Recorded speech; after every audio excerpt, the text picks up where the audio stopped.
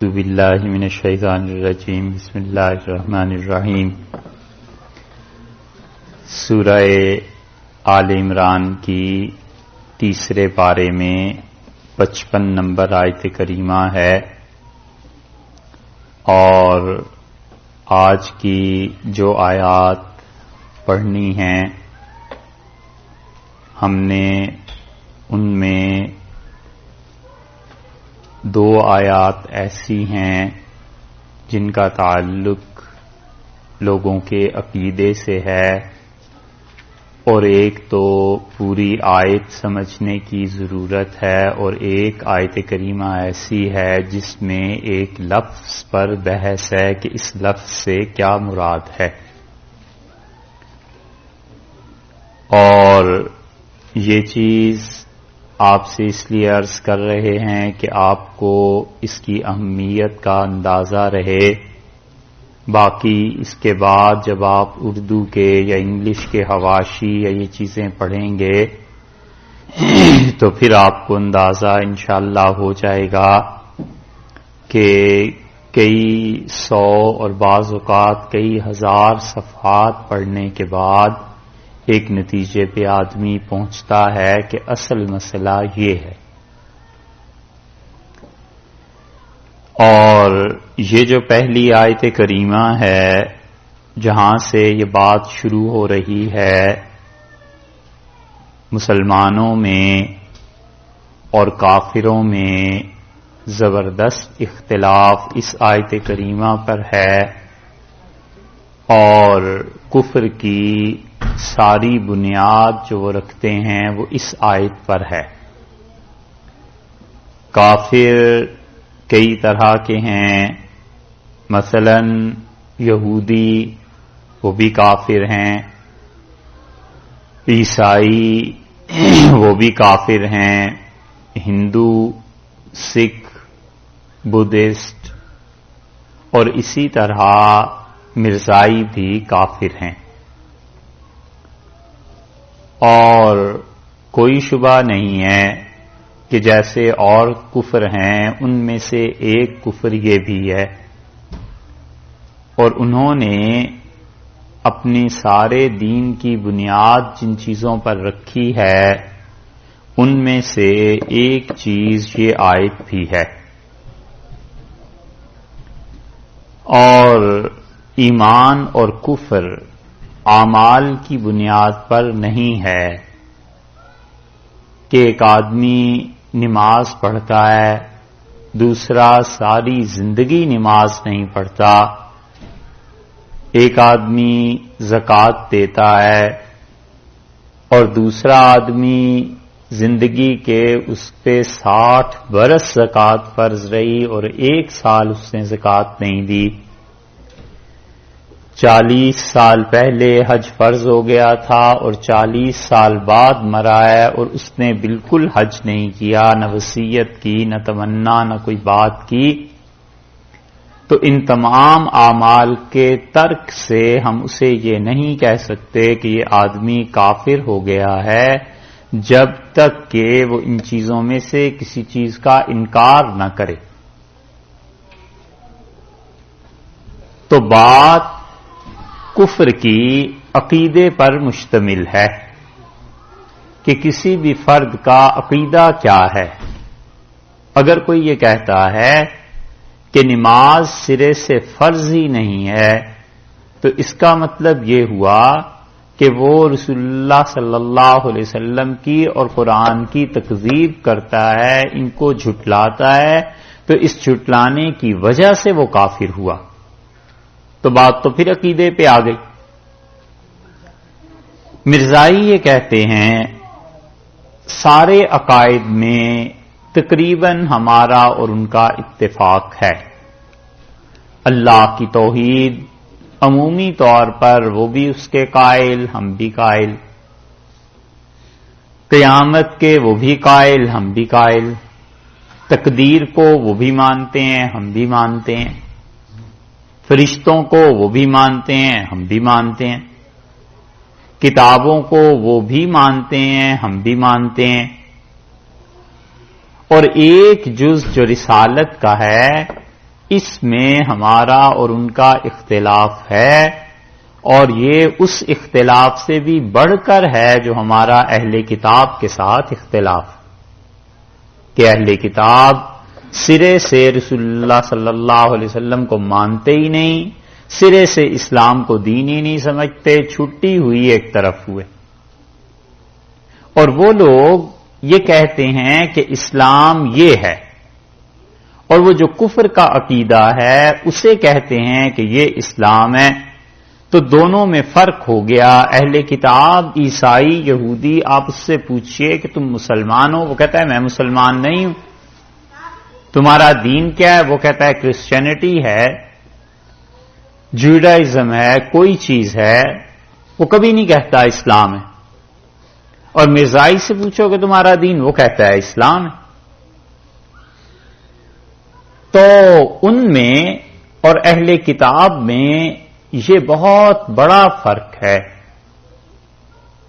ایک آدمی یہ کہتا ہے کہ اس بوتل میں جو کچھ ہے یہ شراب ہے، پینی ہے پی لو، لے لو، نہیں پینی نہ پیو۔ وہ کہتا ہے مجھے پانی چاہیے، تو وہ کہتا ہے یہ تو شراب ہے، پانی نہیں۔ صاف بات ہو گئی۔ اور ایک آدمی کہتا ہے کہ یہ پانی ہے اور حقیقت میں وہ شراب ہے، تو دونوں میں زمین آسمان کا فرق ہے۔ اس کا مطلب یہ ہے کہ وہ غلط چیز کو صحیح عنوان سے پیش کر رہا ہے، غلط بات کو صحیح کہہ کے بتا رہا ہے۔ تو مرزائیت میں اور باقی جتنے کفر ہیں ان میں یہ فرق ہے کہ وہ کفر بھی کرتے ہیں، اور اس کے ساتھ ساتھ جو کفر ہے اسے اسلام کہہ کے بھی لوگوں کو بتاتے ہیں۔ یہ ہے غلطی۔ اور کفر شروع کہاں سے ہوتا ہے؟ ایک آدمی ہے اور اس کا ایک دعویٰ ہے، اور اس دعوے کی مختلف شاخیں ہیں۔ وہ ایک آدمی ہے مرزا غلام احمد قادیانی، وہ یہ کہتا ہے کہ میں نبی ہوں، اور وہ یہ کہتا ہے کہ میں مسیح ہوں، عیسیٰ ہوں۔ بس یہ ہے بنائے اختلاف کی وجہ کہ ہم کہتے ہیں کہ سیدنا عیسیٰ علیہ الصلوۃ والسلام زندہ آسمان پر اٹھا لیے گئے اور وہ قرب قیامت میں آئیں گے۔ اگر وہ یہ کہہ دے یا کوئی مرزائی یہ کہہ دے کہ عیسیٰ علیہ السلام آسمان پر اٹھا لیے گئے اور وفات ان پر نہیں آئی، تو پھر لامحالہ دوسری بات ماننی پڑ جاتی ہے کہ ظاہر ہے وہ آئیں گے، کیونکہ حدیث میں دونوں چیزیں ساتھ ساتھ آئی ہیں۔ تو اس لیے وہ انکار کرتے ہیں ایک جز کا کہ عیسیٰ علیہ السلام اٹھائے ہی نہیں گئے، ان کا انتقال ہو گیا۔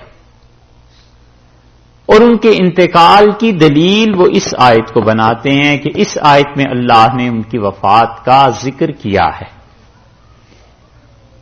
اور کہتے ہیں کہ جو دوسری بات تم کہتے ہو کہ مسیح علیہ السلام آئیں گے، تو وہ آ گئے ہیں۔ کہاں آئے ہیں؟ وہ کہتے ہیں یہ مرزا غلام احمد قادیانی جو ہے یہ مسیح ہے علیہ باللہ۔ وہ کہتے ہیں یہ مسیح ایک، اور اس سے پہلے جو ایک بات بتائی کہ وہ یہ کہتے ہیں کہ حضور اقدس صلی اللہ علیہ وسلم کے بعد نبوت جاری ہے، یہ دوسری وجہ ہو گئی کفر کی۔ اور کفر کی 10-20 نہیں، 100 سے زیادہ وجوہ کفر کی ان میں پائی جاتی ہیں۔ حالانکہ ایک بات بھی اگر کفر کی پائی جائے تو کافر ہونا اس کے لیے ویسے ہی کافی ہوتا ہے۔ مثلاً ایک آدمی کہتا ہے میں اللہ کو نہیں مانتا، باقی سب چیزوں کو مانتا ہوں، تو یہ کیا یہ ظلم تھوڑا ہے کہ خدا کو تم نہیں مانتے؟ نبوت کا اجرا اور نبوت کو ماننا یہ ہے کفر۔ اور ان کا عقیدہ، ان کا کہنا یہ ہے کہ وہ کہتے ہیں اس آیت میں اللہ نے یہ بات کہی ہے کہ عیسیٰ علیہ السلام کا ہو گیا انتقال، اس کو تم مانو۔ اچھا صاحب ایک لمحے کے لیے فرض کیا مان لیں، پھر وہ کہتے ہیں پھر ان احادیث میں جن میں آیا ہے کہ عیسیٰ علیہ السلام دنیا میں آئیں گے ان کو بھی مانو، وہ بھی مان لیا۔ وہ کہتے ہیں اب چلے جاؤ مرزا غلام احمد قادیانی، یہ ہے وہ مسیح جس نے آنا تھا، اب ان کی نبوت کو مانو۔ تو اگر اس کی نبوت کو مان لیا تو جھگڑا ہی کیا باقی رہا؟ اگر نبی سمجھتے ہوتے تو کیا اس سے جھگڑتے علیہ باللہ؟ حضور اقدس صلی اللہ علیہ وسلم نے جو کچھ کہا وہ بعین ہی قابل تسلیم، اور ہم مانتے ہیں اسے اسی لیے کہ سب سے پہلے تو انہیں نبی مانا. اگر انہیں نبی نہ مانے کوئی سرے سے تو پھر وہ آگے کی چیزیں مانے نہ مانے وہ الگ بات. جو وہ اس آیت سے کہتے ہیں پہلے ہم وہ بتا دیتے ہیں گمراہی اور جھوٹ، اس کے بعد بتاتے ہیں اصل کیا ہے. اس قال اللہ، جب کہا اللہ تعالی نے یا عیسیٰ، اے عیسیٰ، انی متوفی کا، میں تمہیں وفات دینے والا ہوں. اور ترجمہ کرتے ہیں یہ بھی کہ میں وفات دیتا ہوں، یعنی ابھی تم مر جاؤ گے، وفات پا جاؤ گے، انتقال ہو جائے گا. اور اس کے بعد ورافعک الیہ، اور میں تمہیں اپنی طرف اٹھانے والا ہوں، یعنی تمہارے درجے بلند کرنے والا ہوں، تمہارے درجات کو رفع، ترقی، اوپر اٹھانے والا ہوں.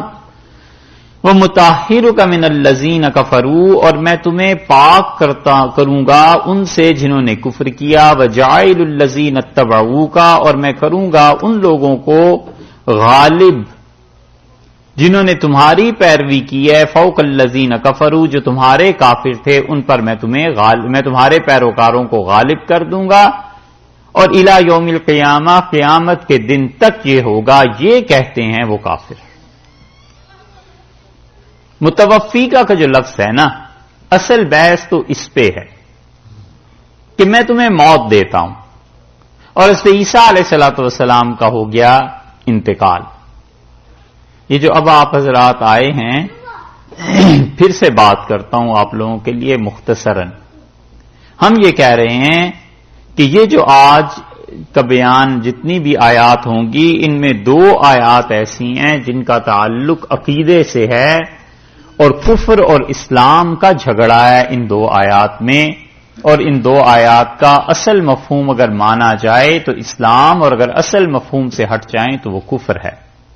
اور پہلا کفر ہے مرزائیوں کا، وہ بھی اسی طرح کافر ہیں جیسے باقی کافر ہیں، اور ایک سٹیپ مزید ان سے آگے ہیں کہ وہ کفر کی حرکت کر کے اسلام کے نام پہ اسے پیش کرتے ہیں. اور مقدمہ اور خلاصہ ان کے سارے عقیدے کا یہ ہے کہ وہ کہتے ہیں کہ حضرت عیسیٰ علیہ الصلوۃ والسلام نے آنا ہے قیامت کے قرب میں، اور وہ جو پہلے عیسیٰ علیہ السلام آئے تھے وہ اٹھائے نہیں گئے بلکہ ان کی موت ہو گئی. اب جس نے آنا ہے وہ آدمی ہے مرزا غلام احمد قادیانی، وہ آ گئے اور آپ انہیں مانیے. جب آپ انہیں مانتے ہیں تو عیسیٰ علیہ السلام جو تھے ان کا تو انتقال ہو گیا، یہ بھی ماننا پڑے گا. اور پھر اسی طرح اب کسی عیسیٰ نے نہیں آنا، اور جب عیسیٰ علیہ السلام نہیں آئیں گے تو ان کا مقدمہ حضرت مہدی بھی تشریف نہیں لائیں گے. یہ سب چیزیں پھر ماننی پڑتی ہیں، اور اس آیت کو وہ دلیل کے طور پر پیش کرتے ہیں. کوئی بھی مرزائی جب بات کرتا ہے تو ان کے بچوں تک کو یہ آیت یاد ہوتی ہے. ہمیں تو یہ معلوم ہے کہ ان کے بچے بھی کہتے ہیں کہ قرآن نے کہا کہ انی متوفی کا، میں تمہیں موت دوں گا، تو مر گئے عیسیٰ علیہ الصلوۃ والسلام. تو جو چیز گمراہی کی ہے پہلے اسے بیان کر رہے ہیں ہم کہ اذ قال اللہ یا عیسیٰ، جب اللہ تعالی نے کہا کہ اے عیسیٰ انی متوفی کا، میں آپ کو وفات دیتا ہوں. انتقال ہو گیا. اب کیا ہوا؟ ورافعک، اور میں اٹھاؤں گا الیہ، تمہیں اپنی طرف، یعنی تمہارے درجے بلند کروں گا، تمہارے درجات میں ترقی دوں گا. جب تم وفات پا کے میرے پاس آ جاؤ گے تو جنت میں تمہارے درجے میں بلند کر دوں گا، بڑھا دوں گا. یہ ہے کفر. وَمُطَهِّرُكَ مِنَ الَّذِينَ كَفَرُوا، اور میں پاک کروں گا ان لوگوں سے تمہیں جو تمہارا کفر کرتے ہیں. وَجَاعِلُ الَّذِينَ اتَّبَعُوكَ، اور جو تمہارے پیروکار ہیں عیسائی. فَوْقَ الَّذِينَ كَفَرُوا، انہیں میں غالب رکھوں گا یہودیوں پر، اِلَى يَوْمِ الْقِيَامَةِ، قیامت کے دن تک. یہ ہے وہ کفر جو وہ بیان کرتے ہیں. ہم کہتے ہیں کہ اللہ تعالی نے اس آیت کریمہ کی جو تفسیر اور جو تشریح مفسرین نے لکھی ہے، اور جو حق تعالی شانہ نے ارشاد فرمایا ہے، پچھلی آیت کو دیکھیں تو یہودیوں نے کہا کہ حضرت عیسیٰ علیہ الصلوۃ والسلام کو سولی پہ چڑھاؤ. کوشش کر لی. کل بیان ہوا تھا کہ انہوں نے، وہ عیسائی تھے، مشرک تھے، رومی تھے، اور انہوں نے آزادی دے رکھی تھی ادھر فلسطین کو، اور یہودیوں کو کہہ رکھا تھا کہ تم مذہبی معاملات آپس میں نپٹا لیا کرو، اور جو چیز تم کہو گے حکومت اسے نافذ کر دے گی۔ یہ آپس میں مذہبی معاملات طے کرتے رہتے تھے، اور مذہبی معاملہ انہوں نے یہ طے کیا کہ سیدنا مسیح علیہ الصلوۃ والسلام نے جب ان کے کرتوت اور کچے چٹھے کھولنے شروع کیے اور بتایا کہ تورات میں یہ تھا اور تم کرتوت یہ کرتے ہو، تو ان ساری چیزوں کو دیکھ کے انہوں نے انہیں کافر قرار دیا، اور ان کے شریف بچہ ہونے کے تو پہلے ہی سے علیہ باللہ قائل نہیں تھے۔ خدا بچائے ان کفریات سے، اپنی پناہ میں رکھے۔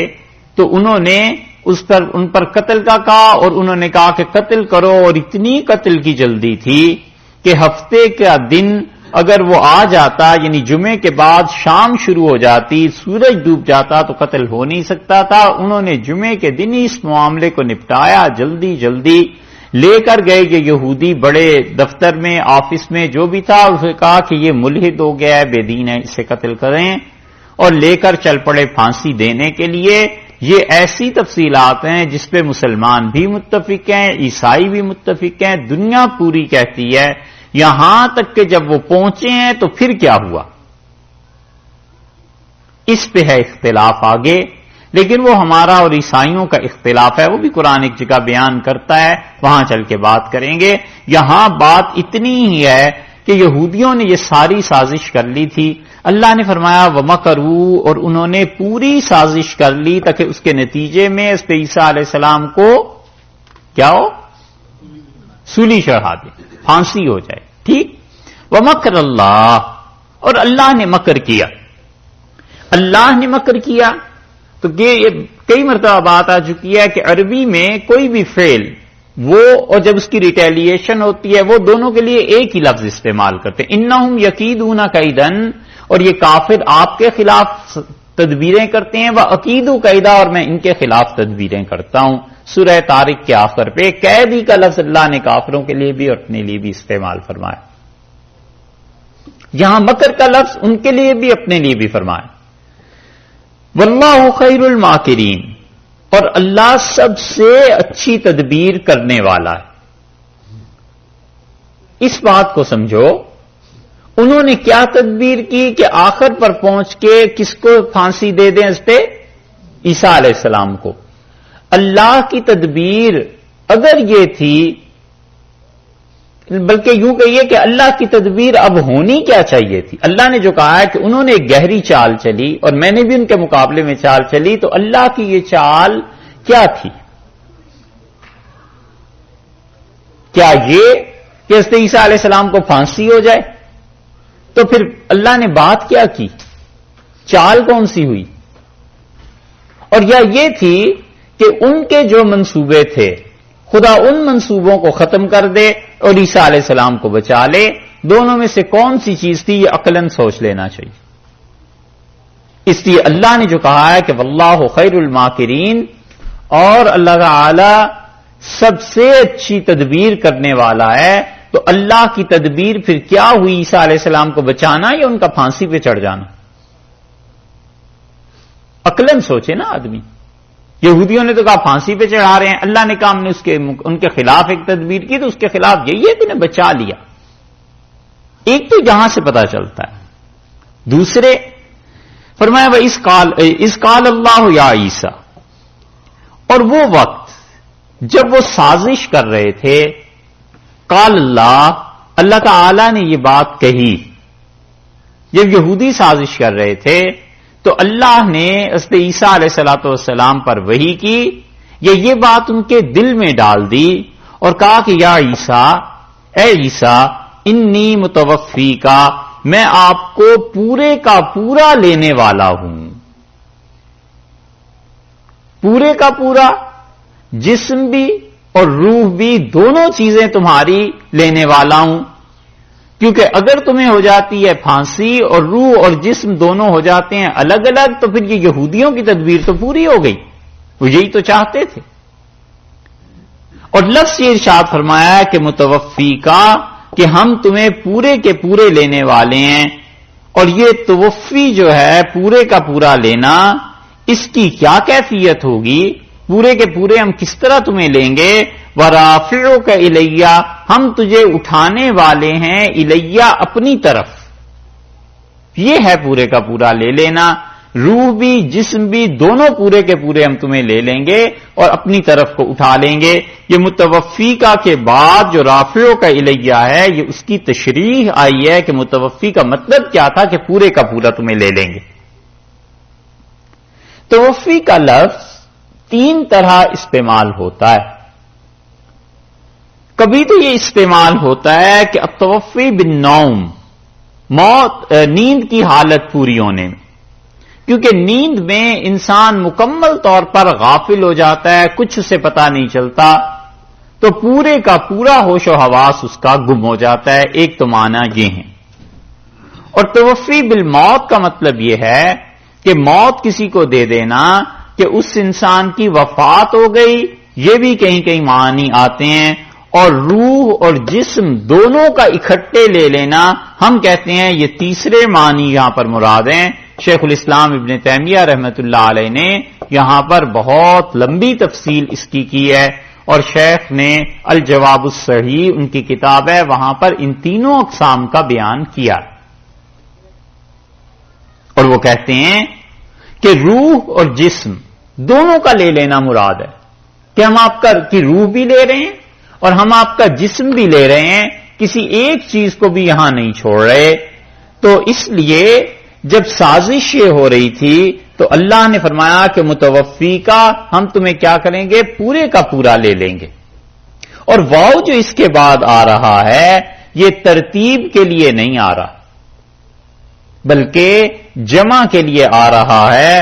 وَرَافِعُكَ إِلَيَّ، اور ہم کیا کریں گے، رافعُكَ إِلَيَّ، اس کی صورت یہ ہو جائے گی کہ ہم تمہیں اپنی طرف کو اٹھا لیں گے. متوفی کا میں توفی کی جو کیفیت ہے وفات کی، اس کیفیت کو بیان کیا ہے. یہاں پر واو ترتیب کے لیے نہیں آیا، بلکہ واو مطلقاً جمع کے لیے آیا ہے کہ یہ 2 کام ہوں گے. ایک تو تمہیں پورے کا پورا لے لیں، اور وہ کیسے لینا ہے اس کی تشریح کر دی کہ رفع ہو جائے گا تمہارا. یہ ہے رفع مسیح علیہ الصلوۃ والسلام کا اوپر کو اٹھ جانا، رفع ہو جانا ان کا. کیونکہ اگر پھانسی ہو جاتی اور قتل ہو جاتا تو پھر تو یہودیوں کی بات پوری ہو گئی تھی. اسی لیے آپ دیکھیے یہاں اللہ تعالی نے رفع کے بعد جو لفظ استعمال فرمایا ہے وہ الیہ، اور الیہ کا مطلب ہے کہ میری طرف، میں تمہیں اپنی طرف اٹھا رہا ہوں. یہ جو الیہ کا لفظ ہے نا، یہ بتاتا ہے کہ وہ جسم اور روح دونوں پورے اٹھائے گئے ہیں، کیونکہ رفع کے بعد الہ کا لفظ قرآن پاک میں یہ جہاں بھی آیا ہے وہاں پر کیا ہے، اور جہاں نہیں آیا وہاں پر کیا ہے. مرزائی یہ کہتے ہیں کہ وَرَافِعُكَ إِلَيَّ کا مطلب یہ ہے کہ ہم تمہارے درجے بلند کر رہے ہیں. ہم کہتے ہیں کہ رفع کا صلہ جب الہ کے ساتھ آئے تو وہاں پر جسم اور روح پورے لینا مراد ہوتے ہیں. اگر الہ کے بغیر آئے تو پھر ہے اس کا مطلب ترقی درجات اور درجات کا بلند کرنا. رفع کے بعد الہ کا مطلب ہی یہ ہے کہ جسم و روح پوری لی گئی، وگرنہ اگر اللہ نے یہ کہنا ہوتا کہ ہم تمہارے درجے بلند کر رہے ہیں تو کہتے انی متوفی کا، ہم تمہیں وفات دیں گے، ورافعو کا، اور تمہارے درجے بلند کریں گے. یہ الیہ کا لفظ قرآن کو لانے کی ضرورت ہی کیا تھی؟ اس لیے اس رفع کے لفظ کو دیکھو قرآن نے کہاں استعمال کیا ہے، اور اللہ تعالی نے سورہ بقرہ میں اسے دیکھیے 3 پارے میں، یہ ابھی ہم نے پڑھی ہے، اور 3 پارے میں سورہ بقرہ میں دیکھیے آپ 253 نمبر آیت ہے.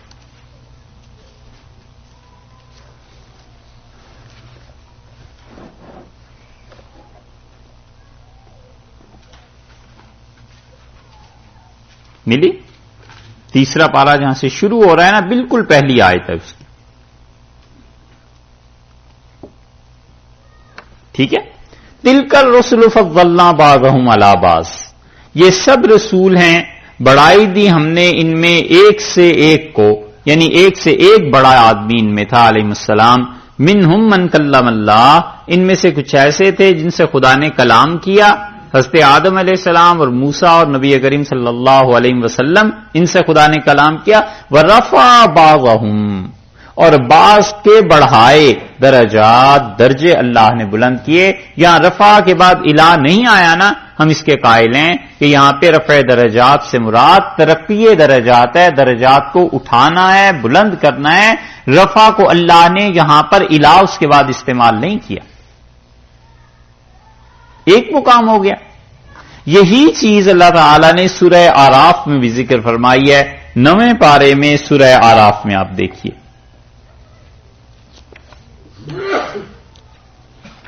سورہ آراف میں 9ویں پارے میں وہاں دیکھیے،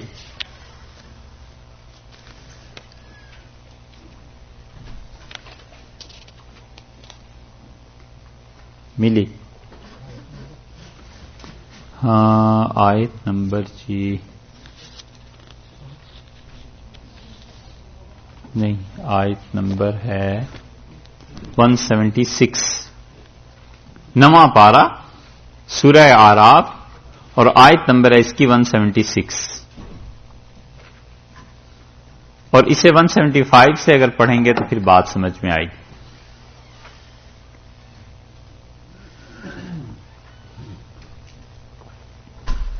وَاتْلُ عَلَيْهِمْ، آپ ان پر تلاوت کیجئے، انہیں سنائیے، نبأ الذی، اس شخص کا حال، آتیناہ آیاتنا، جسے ہم نے اپنی آیات دی تھیں، جسے ہم نے اپنی طرف سے علم دیا تھا۔ یہ آیت جو ہے یہ بڑی ڈرنے کی چیز ہے کہ آدمی کو جب اللہ ہدایت دے دے نا اور قرآن کی سمجھ دے دے، پھر کبھی کبھی ہوتا کیا ہے۔ اللہ نے فرمایا اس آدمی کا حال انہیں بتائیے جس کو ہم نے اپنی آیات کی سمجھ دے دی تھی، فانسلخ منہا، اور وہ ہماری آیتوں کو، ہمارے علم کو چھوڑ کر دنیا کی طرف چل نکلا۔ فَاتْبَعَهُ الشَّيْطَانُ، اور شیطان کے پیچھے چل پڑا، فَكَانَ مِنَ الْغَاوِينَ، اور وہ گمراہ ہو گیا۔ اللہ کی کتاب کو پڑھا، علم حاصل کیا، اور اس کے بعد وہ گمراہ ہو گیا، دنیا کے پیسے لے لے کے خدا کی کتاب کو بیچتا رہا۔ وَلَوْ شِئْنَا لَرَفَعْنَاهُ بِهَا، اور اگر ہم چاہتے تو اس علم کی وجہ سے اس کو لَرَفَعْنَاهُ بِهَا، ہم اسے اٹھا لیتے۔ دیکھا ہے رفع کا لفظ آیا نا بغیر الہ کے، تو اس کا مطلب یہ ہوا کہ لَرَفَعْنَاهُ بِهَا، ہم اس علم کے ذریعے اس انسان کے درجے بلند کر دیتے، ترقی دے دیتے۔ یہاں پہ کوئی بھی نہیں کہتا کہ جسمانی طور پر اٹھا لیتے، لیکن ہوا کیا؟ اس کے مقابلے میں دیکھو، وَلَكِنَّهُ أَخْلَدَ إِلَى الْأَرْضِ، وہ گرا، جھک پڑا زمین کی طرف۔ تو اس کا مطلب یہ ہے کہ ترقی درجات کے بجائے زمین کی طرف جھکا، دنیا کو لینے لگا۔ وَاتَّبَعَ هَوَاهُ، اور اپنی خواہش نفس پر چلا۔ فَمَثَلُهُ كَمَثَلِ الْكَلْبِ، تو اس کا حال کتے جیسا ہو گیا۔ ان تحمل علیہ یلہث، اگر تم کتے پر کوئی بوجھ رکھ دو نا، کوئی چیز لاد دو تو بھی وہ ہانپتا ہے، اس کی زبان لٹک جاتی ہے، اس کی زبان باہر آ جاتی ہے۔ او تترکہ یلہث، اور کتے پر اگر کوئی بوجھ نہ بھی ڈالو تو بھی وہ ہانپتا ہی رہتا ہے، اس کی زبان لٹکی رہتی ہے۔ ذالک مثل القوم الذین، اور یہ مثال ہم دے رہے ہیں ان لوگوں کے لیے، کذبوا بآیاتنا، جنہوں نے ہماری آیات کا غلط استعمال کیا اور جھٹلایا، وہ سمجھیں کہ آدمی کس طرح گرتا ہے۔ فَقْصُصِ الْقَصَصَ، اور اے ہمارے نبی صلی اللہ علیہ وسلم آپ ان چیزوں کو، ان باتوں کو بیان کیجئے لوگوں کے سامنے، لعلہم یتفکرون، شاید کہ لوگ دھیان کریں، سوچیں کہ کیا ہو جاتا ہے جب خدا کے علم کو رد کر دیا جائے۔ ہمیں تو بتانا ہے یہاں پر کہ لرفعناہ بہا، ہم نے اسے کیا کیا؟ اٹھایا۔ اب اٹھانے سے رفع جسمانی تو مراد نہیں، جسم تو نہیں اٹھایا، مراد یہ کہ اس کی ترقی دی، درجات میں اس کے درجوں کو بلند کرنا تھا۔ اگر ہم کر دیتے اس علم کے ذریعے، لیکن یہ ظالم خود جان بوجھ کے دنیا کمانے کے چکر میں پڑ گیا، اور نتیجہ اس کا یہ ہوا کہ اپنی خواہشات نفس کے پیچھے پڑ گیا۔ تو رفع سے مراد یہاں کیا ہوا؟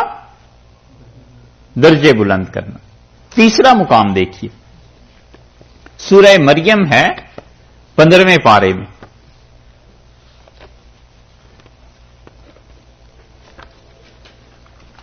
16ویں پارے میں، سورہ مریم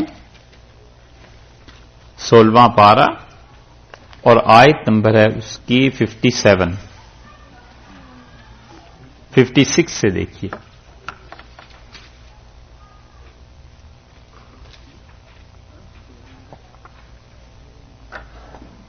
وَاذْكُرْ فِي الْكِتَابِ ادریس، حضرت ادریس علیہ الصلوۃ والسلام کا ذکر کر اس کتاب میں لوگوں کو سنا.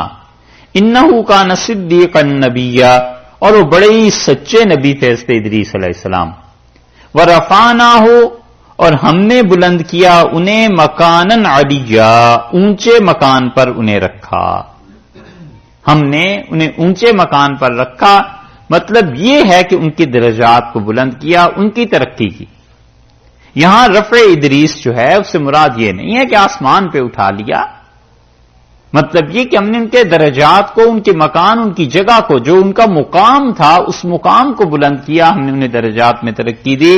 رفع کے بعد اللہ نے یہاں پر الہ کا لفظ استعمال نہیں کیا، اس لیے کوئی بھی امت میں سے اس کا قائل نہیں ہوا کہ حضرت ادریس علیہ الصلوۃ والسلام کا جسمانی رفع ہو گیا.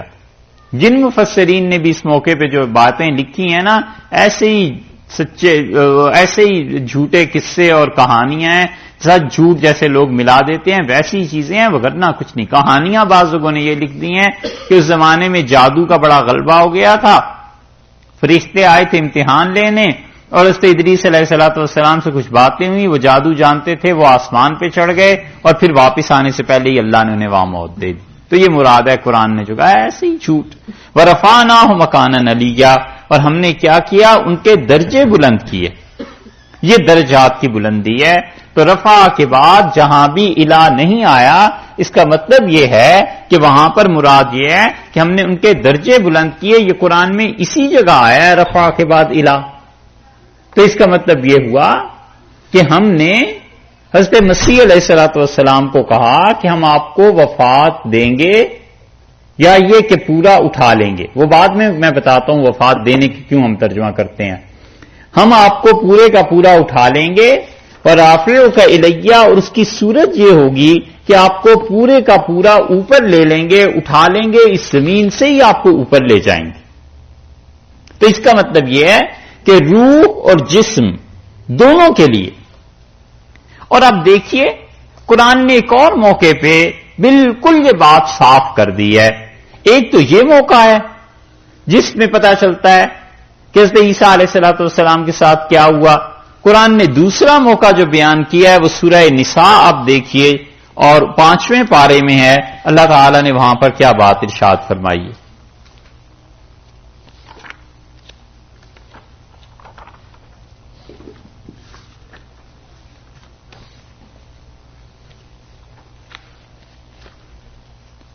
سورہ نساء 5واں پارہ اس کا اور 157 تو چھٹے میں آ جائے گی. ہاں چھٹا پارہ، چھٹے پارے میں ابتدا میں.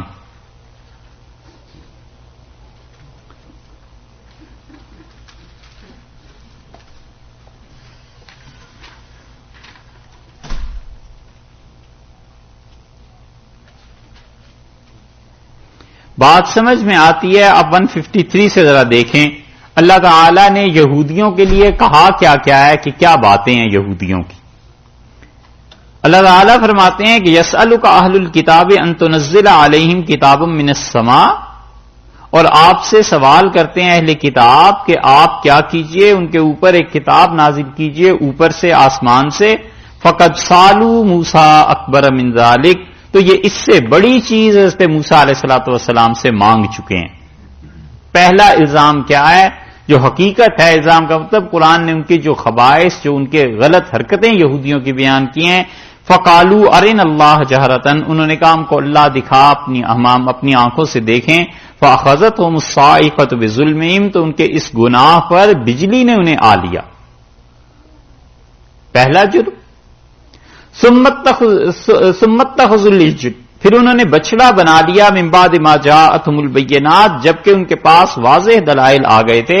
فعفونا عن ذلک، ہم نے وہ بھی معاف کیا. یہ کون سا جرم ہوا؟ دوسرا. وآتینا موسیٰ سلطانا مبینا، اور ہم نے اس پہ موسیٰ علیہ الصلوۃ والسلام کو صاف غلبہ دیا تھا۔ ان یہودیوں کا تیسرا جرم دیکھو، ورفعنا فوقہم الطور، ہم نے پہاڑ ان کے اوپر اٹھا کر کھڑا کر دیا، بمیثاقہم، جب ہم ان سے وعدہ لے رہے تھے، وقلنا لہم، اور ہم نے ان سے کہا کہ ندخل الباب سجدا، دروازے میں داخل ہونا سجدہ کرتے ہوئے، یہ ان کا جرم۔ کتنے ہو گئے؟ 3۔ وقلنا لہم لا تعدوا فی السبت، اور ہم نے انہیں کہا کہ ہفتے کے دن اس میں کوئی کام نہیں کرنا، زیادتی نہ کرنا، ہمارا حکم نہ توڑنا۔ یہ کون سا جرم ہوا؟ چوتھا۔ وَأَخَذْنَا مِنْهُمْ مِيثَاقًا غَلِيظًا، اور ہفتے کے بارے میں ہم نے ان سے پکا وعدہ لے لیا تھا۔ فَبِمَا نَقْضِهِمْ مِيثَاقَهُمْ، انہوں نے وہ وعدہ توڑا۔ اور آگے سنو چھٹا جرم، وَكُفْرِهِمْ بِآيَاتِ اللَّهِ، اللہ کی آیات کا کفر، وَقَتْلِهِمُ الْأَنْبِيَاءَ بِغَيْرِ حَقٍّ، اور انبیاء علیہ السلام کا بغیر کسی وجہ کے قتل۔ کتنا ہوا؟ 7واں۔ وَقَوْلِهِمْ قُلُوبُنَا غُلْفٌ، اور ان کا یہ کہنا کہ ہمارے دل جو ہیں کیا ہیں؟ غلف، بند ہیں، پردے میں ہیں۔ 8۔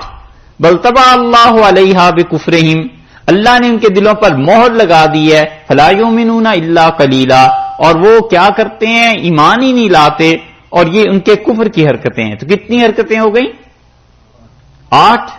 آگے دیکھیے، وبکفرہم، اور ان کا یہ بھی کفر یہودیوں کا، وقولہم علی مریم بہتانا عظیما، جو مریم کے کردار پر یہ بہت بڑا داغ دھبا لگاتے ہیں، یہ ان کا کفر ہے۔ کتنے ہو گئے؟ 9۔ وقولہم، اور ان کا یہ کہنا کہ انا قتلنا المسیح عیسی ابن مریم، کہ ہم نے مارا، ہم نے قتل کیا ہے مسیح کو جو مریم کے بیٹے تھے عیسیٰ علیہ السلام، رسول اللہ، اللہ کے رسول تھے، ہم نے اسے مار دیا۔ یہ ان کا 10واں کفر ہو گیا۔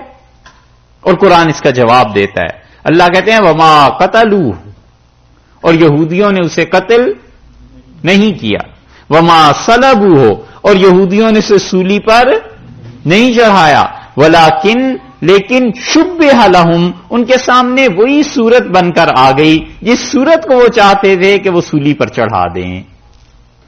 دیکھا، یہاں جب بات آئے گی پھر بات کریں گے۔ اللہ نے کیا کہہ دیا کہ نہ یہودیوں نے سولی پر چڑھایا، نہ یہودیوں نے اسے قتل کیا، دونوں باتیں نہیں ہوئی۔ ہوا یہ کہ جس چیز کو وہ چاہتے تھے سولی پر چڑھانا، اس کی شبیہ اس پہ پڑ گئی جا کے۔ اور آگے وَإِنَّ الَّذِينَ اخْتَلَفُوا فِيهِ، اور جو لوگ اس میں کئی طرح کی باتیں نکالتے ہیں، لفی شک منہ، وہ اس معاملے میں شک میں مبتلا ہیں، ما لہم بہ من علم، ان کے پاس کوئی یقینی علم نہیں ہے، الا اتباع الظن، وہ اپنے گمان خیال کی پیروی کرتے ہیں۔ ہم تمہیں صحیح علم دے رہے ہیں کہ نہ وہ قتل ہوئے، یہودی نہ انہیں قتل کر سکے، نہ پھانسی پر چڑھا سکے۔ اور آگے دیکھیے، وما قتلوہ یقیناً، اور یقیناً عیسیٰ علیہ السلام کو قتل نہیں کیا انہوں نے۔ یہ یقیناً کا لفظ جو ہے پورے قرآن میں ایک ہی بار استعمال ہوا ہے، صرف ایک ہی بار۔ ہم اردو میں بات کرتے ہیں نا، کسی کو یقین دلانا تو ہم کہتے ہیں یقیناً یہ بات، اللہ نے ایک ہی بار یقیناً کا لفظ قرآن میں استعمال کیا ہے، وما قتلوہ یقیناً، اور یقیناً اس کو قتل نہیں کیا انہوں نے۔ پھر کیا ہوا؟ یقیناً جب وہ قتل نہیں ہوئے، بلکہ ہوا یہ کہ برفعہ اللہ الیہ، اللہ نے اسے اٹھا لیا اپنی طرف، وکان اللہ عزیزا حکیما، اور اللہ بڑا زبردست ہے، حکمت والا ہے، خدا نے اسے اپنی طرف اٹھا لیا ہے، یہ بات نہیں ہے۔ تو جب خدا خود کہتا ہے کہ وما قتلوہ یقیناً، اور یقیناً عیسیٰ علیہ السلام کو یہودیوں نے قتل نہیں کیا، ہم نے نہیں ہونے دیا قتل، بھائی ہم نے ان سے کہا تھا۔ تو یہاں اگر متوفی کا معنی یہ لے لیا جائے کہ انی متوفی کا، میں تمہیں موت دیتا ہوں، یعنی یہودی جو سازش کر رہے ہیں اس کے نتیجے میں تم سولی پہ چڑھ گئے اور مر گئے، اور پھر اس کے بعد میں تمہارے درجے بلند کروں گا، تو اس آیت کا کیا کرنا ہے جہاں اللہ نے صاف کہا ہے کہ وما قتلوہ یقیناً، اور یقیناً عیسیٰ علیہ السلام کو انہوں نے نہیں مارا، نہیں قتل کیا۔ دیکھا قرآن نے کتنی وضاحت سے یہ بات بیان کی ہے کہ یہودی اپنی سازش میں ناکام رہے، بالکل وہ قتل نہیں کر سکے۔ تو جس چیز کی اللہ نے نفی کی ہے وہ کیا ہے؟ جس چیز کی اللہ نے نفی کیا ہے کیا ہے؟ قتل. اور جس چیز کی اور نفی کی ہے دوسری صورت کیا تھی؟ پھانسی، سولی پر چڑھانا. اور جس بات کی ہاں کی ہے کہ ہاں ایسے ہوا ہے وہ کیا ہے؟ بل رفعہ اللہ الیہ، بلکہ اللہ نے اپنی طرف اٹھا لیا. ہم کہتے ہیں یہی وہاں مراد ہے، یہی یہاں مراد ہے کہ انی متوفی کا، اے عیسیٰ میں آپ کو پورے کا پورا لینے والا ہوں. اور صورت اس کی کیا ہے؟ ورافعک الیہ، ہم تمہیں اپنی طرف اٹھا لیں گے پورے کا پورا. یا تو جسم اٹھا لیتے روح یہاں چھوڑ دیتے، یا روح اٹھا لیتے جسم یہاں چھوڑ دیتے. نہیں، دونوں صورتیں نہیں کریں گے. تیسری صورت یہ ہے کہ جسم اور روح دونوں اٹھا لیں گے. یہ ہے بات. اب آیت سمجھے. دوسری بات ہم آپ سے عرض کریں. دوسری بات یہ ہے کہ چلیے فرض کر لیجئے یا متوفی کا مطلب یہی ہے کہ ہم آپ کو وفات دیتے ہیں. امام بخاری رحمۃ اللہ علیہ نے صحیح بخاری میں اس روایت کو لکھا ہے کہ انی متوفی کا مطلب یہ ہے کہ انی ممیتوں کا، ہم تمہیں موت دیتے ہیں. کہتے ہیں بالکل ٹھیک ہے، حضرت عیسیٰ علیہ السلام پہ موت آنی ہے، لیکن اس کا یہ مطلب تھوڑا ہی ہے کہ ابھی آ جائے. انی متوفی کا، میں تمہیں موت دینے والا ہوں جب تمہارا وقت پورا ہو جائے گا. اور فی الحال کیا کرنے والے ہیں؟ ورافعک الیہ، ہم تمہیں اپنی طرف اٹھانے والے ہیں. فی الحال تو تمہیں اپنی طرف اٹھا لیں گے، اور جب تمہارا وقت پورا ہو جائے گا تمہیں موت دے دیں گے. یہ مراد تھوڑی ہے کہ فوراً تم ابھی مر جاؤ گے، بلکہ مطلب یہ ہے کہ تمہیں موت دینی ہے. اس طرح نہیں جس طرح یہودی چاہتے ہیں، تمہیں پھانسی پہ لٹکانا چاہتے ہیں. ہم بالکل اس طرح کی وفات نہیں دیں گے.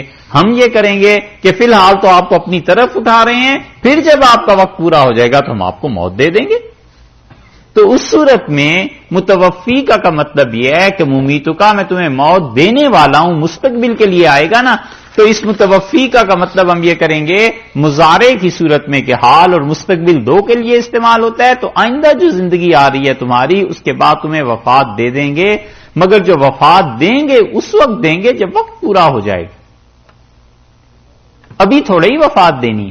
فی الحال تو یہ کر رہے ہیں کہ یہودیوں کی سازش کو ناکام کر کے رافعک الیہ، ہم آپ کو اپنی طرف اٹھا رہے ہیں. اب سمجھ آئی؟ یہ ہے دوسری بات. تو اس لیے جو بعد کی بات ہے کہ ہم آپ کو اٹھا رہے ہیں، یہ ہے پہلے، اور متوفی کا مطلب بعد میں آتا ہے کہ ہم تمہیں وفات دیں گے. دونوں باتیں اپنی اپنی جگہ پہ درست ہیں. ہم کہتے ہیں ٹھیک ہے وفات ہوگی، مگر یہ کہنا کہ سیدنا مسیح علیہ الصلوۃ والسلام کی وفات اسی وقت ہو گئی، یہ اتنا بڑا جھوٹ ہے کہ ساری احادیث جو ہیں اس معاملے میں ان کو غلط ماننا پڑے گا. تواتر سے یہ بات ثابت ہے صحابہ کرام رضی اللہ عنہم سے کہ رسول اللہ صلی اللہ علیہ وسلم نے ان کا آسمان کی طرف اٹھنا بیان کیا اور یہ بتلایا کہ وہ آئیں گے، اور اس کے بعد کہیں جا کر ان کا انتقال اور یہ چیزیں. امام راضی رحمت اللہ نے ایک اور بات لکھی ہے. راضی کہتے ہیں کہ انی متوفی کا ورافعک الیہ، اللہ نے فرمایا کہ ہم تمہیں اپنی طرف اٹھانے والے ہیں. تو وہ کہتے ہیں کہ متوفی کے بعد رافعو کا اضافہ اس لیے فرمایا کہ اگر صرف یہ کہہ دیتے اللہ کہ یا عیسیٰ انی رافعو کا الیہ، میں تمہیں اپنے پاس بلانے والا ہوں، اٹھانے والا ہوں، تو پھر شبہ ہو سکتا تھا کہ رفع جو ہے وہ صرف روح کا ہوا ہے یا جسم کا ہوا ہے. وہ کہتے ہیں پھر شبہ پیدا ہوتا اگر اللہ متوفی کا لفظ نہ استعمال کرتا اور صرف یہ ہوتا کہ رافعو کا الیہ ہم تمہیں اپنی طرف اٹھا رہے ہیں، تو پھر شبہ پیدا ہوتا کہ کیا مراد ہے روح یا جسم. اللہ نے اس شبے کا حل پہلے ہی کر دیا کہ ہم نے انہیں کہا تھا ہم تمہیں پورے کا پورا لینے والے ہیں، اور صورت یہ ہے کہ رافعو کا الیہ ہم تمہیں اپنی طرف اٹھا لیں گے. یہ امام راضی رحمت اللہ علیہ نے اس جگہ پر جواب دیا ہے، اور متواتر احادیث اس بارے میں ثابت ہیں کہ رفع ہوا ہے سیدنا مسیح علیہ الصلوۃ والسلام کا، قتل نہیں ہوا. اللہ نے صاف کہہ دیا ہے کہ وما قتلوه یقیناً یہودی حضرت عیسیٰ علیہ الصلوۃ والسلام کو نہیں قتل کر سکے. 3 باتیں ہو گئیں امام راضی رحمت اللہ علیہ کی بات سمیت. اور نہ صرف یہ کہ احادیث متواتر ہیں، چوتھی بات آپ کو بتائیں کہ ایک کتاب آپ دیکھیے گا کہیں اگر آپ کو مل جائے انٹرنیٹ پہ، اور اسلام اور ٹرو کرسچینٹی اس نے یہ ثابت کرنے کی کوشش کی ہے مصنف نے، بنسن اس کا نام تھا، مصنف تھا اس کا BUNSEN، due بنسن، D بنسن، DEBUNSEN، D بنسن نے کتاب لکھی اور اس نے اس میں بحث یہ کیا ہے کہ اسلام میں اور کرسچینٹی میں فرق کیا ہے، اور پھر اس کا سارا رجحان اس طرف ہے کہ وہ کہتا ہے اصل جو اب اسلام ہے یہی چیز تھی جو عیسائیت تھی، اور اس نے بڑی صراحت کے ساتھ لکھا کہ کئی قدیم مسیحی جو تھے، حضرت عیسیٰ علیہ السلام کے دور کے قریب قریب جو لوگ تھے، وہ ان کے آسمان پہ زندہ اٹھائے جانے کے قائل تھے، یہ تو بعد میں ہمارے ہاں عقیدہ کہیں بنا ہے بیٹا ہونے کا اور ان چیزوں کا، ورنہ سب اس کے قائل تھے کہ یہودیوں نے پھانسی نہیں دی، نہ دے سکے ہیں، اللہ نے اپنے پاس بلا لی۔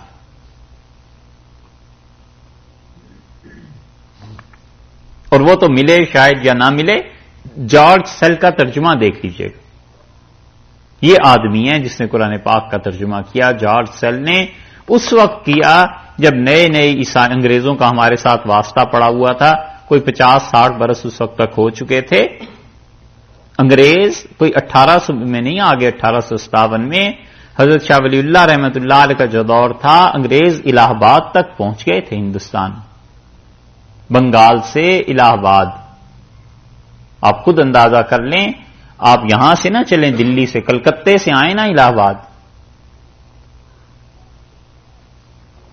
پھر پتا چلتا ہے کہ انگریز کیسے چھا گئے تھے۔ جارج سیل نے اپنے قرآن پاک کا جو ترجمہ اس نے کیا، اس کے حاشیے میں ان فرقوں کے نام لکھے ہیں کہ ہمارے کون کون سے فرقے اس بات کے قائل تھے کہ مسیح علیہ السلام کو زندہ اللہ نے آسمان پہ اٹھا لیا تھا۔ 5 باتیں ہو گئیں کہ عیسائیوں سے بھی دلیل۔ چھٹی بات آپ کو عقلی طور پر بتائیں، رسول اور نبی میں ہم نے ایک فرق بیان کیا تھا، کیا؟ رسول قتل نہیں ہوتے اور نبی علیہ الصلوۃ والسلام وہ قتل ہو سکتے ہیں۔ حضرت عیسیٰ علیہ الصلوۃ والسلام نے کل کیا کہا تھا؟ وَرَسُولًا إِلَىٰ بَنِي اسرائیل، اور میں رسول بنا کر بھیجا گیا ہوں بنی اسرائیل کی طرف، یہی بات تھی نا۔ اور رسول جو ہیں انہیں ہجرت تو کرنی پڑی ہے، حضور اقدس صلی اللہ علیہ وسلم رسول تھے، ہجرت انہوں نے کی، اور اسی طرح حضرت موسیٰ علیہ السلام رسول تھے، ہجرت ان کی زندگی میں بھی ہوئی، مصر سے نکلے اور چلے گئے۔ حضرت ابراہیم علیہ السلام انہوں نے بھی ہجرت کی۔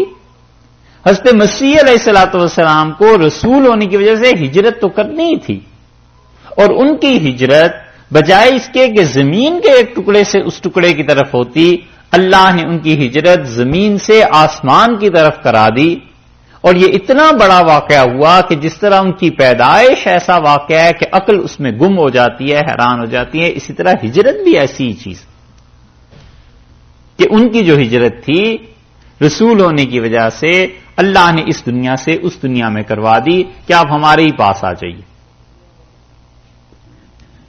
یہ ہے اصل چیز جو اس آیت کریمہ میں ہے کہ اللہ نے فرمایا انی متوفی کا، میں آپ کو پورے کا پورا لینے والا ہوں، اور صورت اس کی یہ ہوگی کہ برافعو کا الیہ، ہم آپ کو اپنے پاس بلا لیں گے۔ پورے کا پورا لے لیا، اللہ نے انہیں اپنے پاس بلا لیا۔ یہ ہے وہ چیز جو اہل سنت والجماعت کہتے ہیں، اور نہ صرف یہی بلکہ اس میں اہل تشریع کے حضرات بھی اسی چیز کے قائل ہیں، اور ہم کہتے ہیں کہ اگر یہ مان لیا جائے کہ عیسیٰ علیہ السلام کو یہودیوں نے پھانسی دے دی ہے، تو قرآن کی اس آیت کا انکار بھی لازم آئے گا جہاں اللہ نے کہا کہ یقیناً اسے پھانسی نہیں دی گئی، اور اس کا بھی انکار لازم آئے گا۔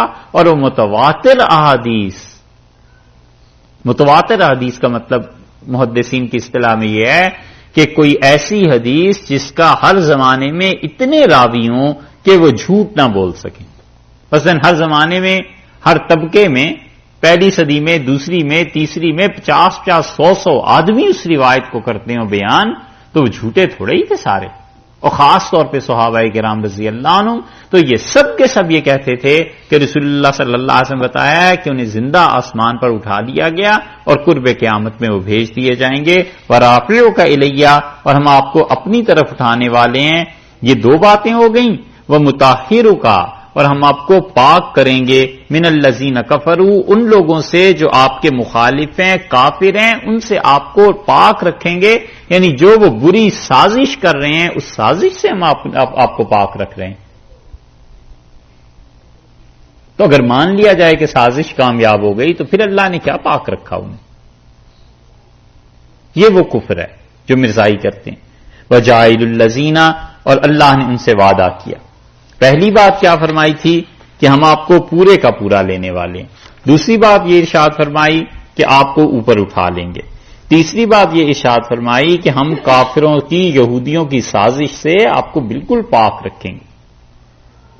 جس طرح آپ کی پیدائش عجیب و غریب واقعہ ہے، ایسے ہی آپ کی ہجرت عجیب و غریب ہے، ایسے ہی دنیا میں آنا عجیب و غریب ہے، ایسے ہی وہ جو بات کل گزری نا کہ وہ یکلم الناس، اور آپ لوگوں سے کلام کریں گے فی المہد، پنگوڑے میں، وکاہلا، اور بڑھاپے کی عمر میں بھی، کہولت میں بھی۔ تو کہولت میں کلام مطلب کون سی اتنی بڑی بات ہے اس کو خدا نے گنا ہے؟ وہاں بھی بات یہی تھی کہ جب آپ آئیں گے واپس اس دنیا میں اور لوگوں سے کلام کریں گے، وہ عجیب بات ہوگی کہ 2000 پتہ نہیں کتنے 100 سال یا 1000 سال کے بعد ایک ہستی آئی اور پھر اس نے لوگوں سے باتیں کرنا شروع کر دی۔ وَمُطَهِّرُكَ مِنَ الَّذِينَ كَفَرُوا، اور ہم آپ کو ان سے پاک کریں گے یہودیوں سے۔ وَجَاعِلُ الَّذِينَ اتَّبَعُوكَ، اور وہ لوگ جو آپ کے پیروکار ہیں، عیسائی یا مسلمان، جو بھی، ہم بھی ان کے پیروکار ہیں کیونکہ ان کی بھی دعوت توحید کی تھی، ان کی بھی دعوت اللہ کے ساتھ تعلق کی تھی۔ فوق الذین، ہم انہیں ترجیح دیں گے، فوق الذین، ہم انہیں غالب رکھیں گے، عیسائیوں کا یا مسلمانوں کو۔ کس میں؟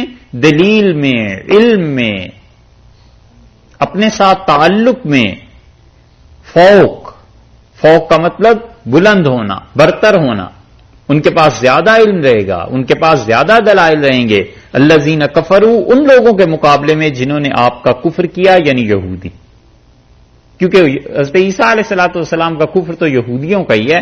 الی یوم القیامہ، قیامت کے دن تک ہم انہیں غالب رکھیں گے، یہودیوں پر، عیسائیوں کو اور یا پھر مسلمانوں کو، کہ ان کے پاس دلائل زیادہ واضح اور صحیح ہوں گے بنسبت اس کے۔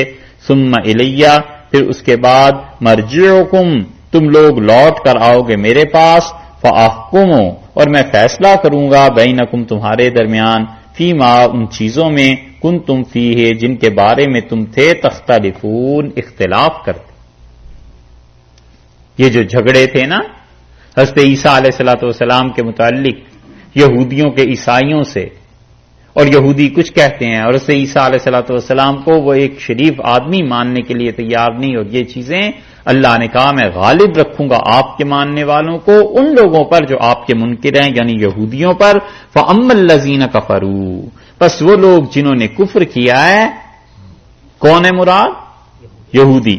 فَأُعَذِّبُهُمْ، ہم انہیں عذاب دیں گے، عذاباً شدیداً، شدید عذاب ہم انہیں دیں گے، فی الدنیا، دنیا میں۔ یہ جو دنیا میں یہودیوں کو پڑھتے رہتے ہیں نا جوتے، اور ہر 150-200 سال کے بعد کوئی نہ کوئی آ جاتا ہے اور عذاب آتا ہے، اللہ نے فرمایا ہم انہیں شدید عذاب دیں گے اس دنیا میں، والآخرہ، اور آخرت میں بھی عذاب دیں گے۔ یہ کفر اتنی بری چیز ہے۔ وَمَا لَهُم مِّن نَاصِرِينَ، اور کوئی ان کا مددگار نہیں ہوگا، کوئی ان کے لیے مدد کر ہی نہیں سکے گا، کوئی ان کو چھڑا نہیں سکے گا۔ اللہ کا عذاب جب دنیا میں نازل ہو تو کوئی ان کا مددگار نہیں۔ یہ ابھی قریب ترین ہماری تاریخ میں ہٹلر نے جو کچھ کیا ہے، کوئی ہٹلر کو روک نہیں سکا، کوئی پوچھ نہیں سکا، پوری دنیا ایک طرف ہو گئی اور وہ اکیلا شخص ایک طرف ہو گیا، اور ایسا اس نے کیا ہے کہ وہ گیس چیمبرز اور کیا کیا چیزیں تھی جس میں داخل کرتا تھا یہودیوں کو، اور دوسری طرف سے پانی بن کے بہہ کے نکل جاتے، اور وہ ابھی تک جوتے محفوظ ہیں۔ وہ جوتوں کی بھی میجرمنٹ کیا ہے کہ کتنے یہودی مارے گئے۔ اللہ نے کہا ہم انہیں شدید عذاب دیں گے اس دنیا میں اور آخرت میں۔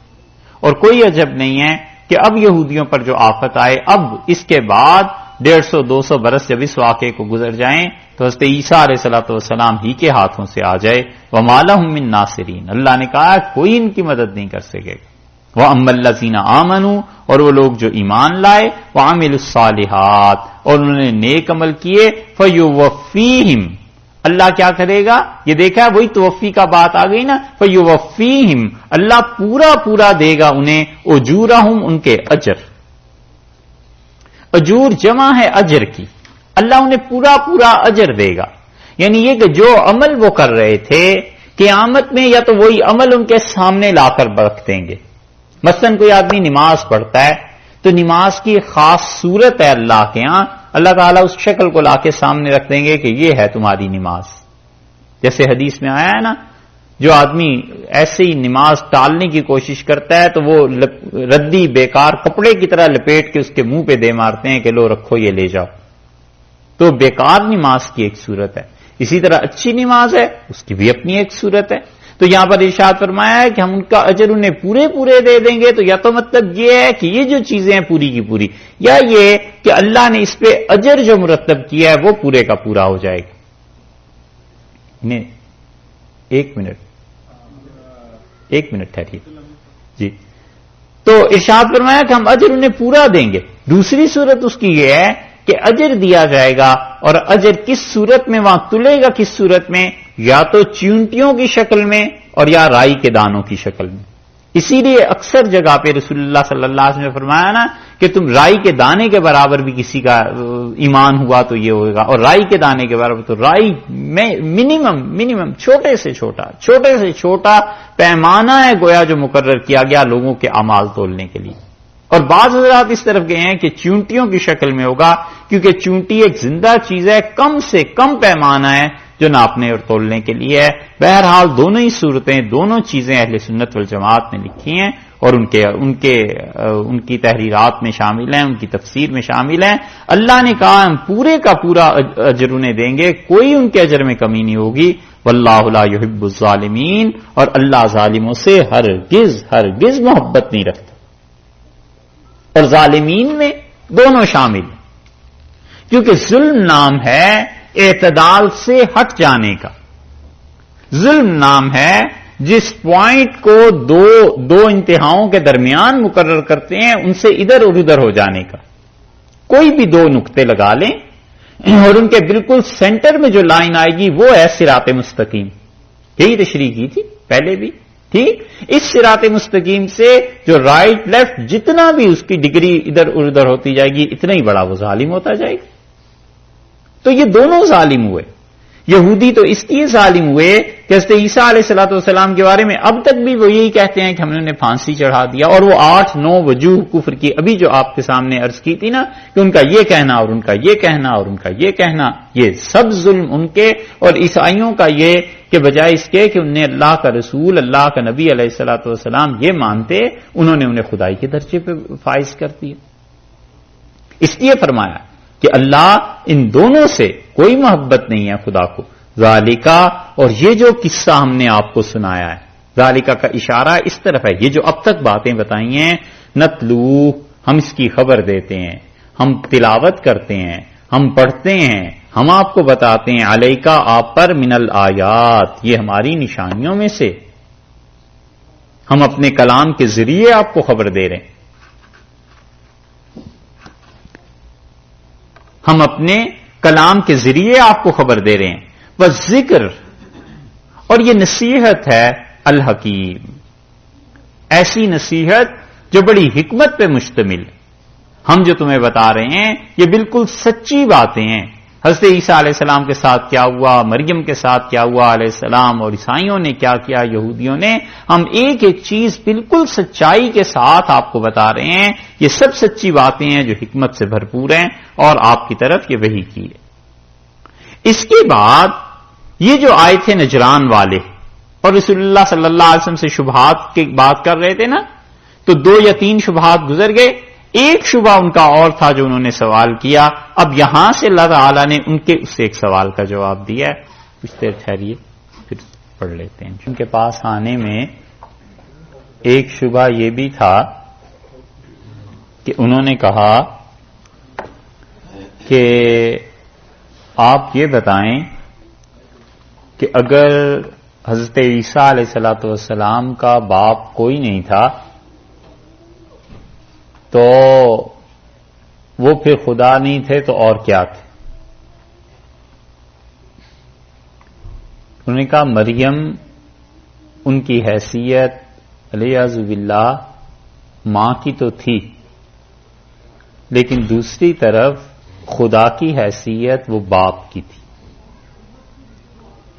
اور اس وجہ سے یہ جو بیٹا اس سے پیدا ہوا وہ مسیح علیہ السلام تھے، اور یہ اللہ کے علیہ باللہ بیٹے تھے۔ اللہ تعالی نے عیسائیوں کی اس دلیل کا جواب دیا ہے کہ یہ کہنا کہ چونکہ اس کا باپ نہیں تھا لہذا وہ خدا تھا، اسے خدا ماننا چاہیے۔ اللہ تعالی نے فرمایا ان مثل عیسیٰ، اور حضرت عیسیٰ علیہ الصلوۃ والسلام کی مثال عند اللہ، اللہ کے ہاں، کمثل آدم، آدم کی طرح کی تھی۔ یعنی اگر دلیل یہی ہے کہ عیسیٰ علیہ السلام کے باپ نہیں تھے تو وہ خدا ہیں اور وہ خدا کا بیٹا ہے، تو آدم کو زیادہ مان لو کہ تو اس کی تو ماں بھی نہیں تھی۔ یہ ہے، ایسا جواب دیا ہے، کوئی حل نہیں، کوئی رد نہیں اس کا۔